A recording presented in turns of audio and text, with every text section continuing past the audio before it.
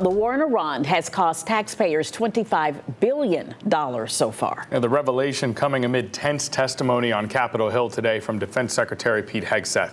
ABC's Olivia Rubin has the story. Today, sparks flying on Capitol Hill as Defense Secretary Pete Hegseth testified for the first time since the war began. The biggest challenge, the biggest adversary we face at this point are the reckless, feckless, and defeatist words of congressional Democrats and some Republicans. Hegseth facing scrutiny from Democrats. Secretary Hegseth, you have been lying to the American public about this war from day one, and so has the president. But firing back. The president has got himself and America stuck in the quagmire of another war in the Middle East. The way you stain the troops when you tell them 2 months in, Congressman, you should know better. Shame on you. Calling this a quagmire 2 months in. And one Republican criticizing Hegseth, too, over his firing of several senior military leaders. And I would just point out, it may be constitutionally right. You have the constitutional right to do these things, but it doesn't make it right or wise.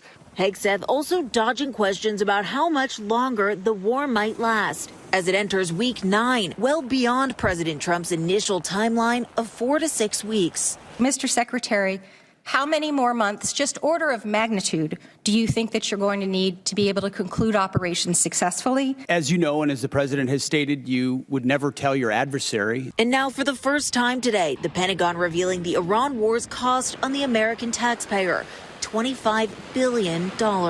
So you're saying the full cost at this point is $25 billion? Yeah, that's our estimate for the cost. I'm glad you answered that question because we've been asking for a hell of a long time and no one's given us the number.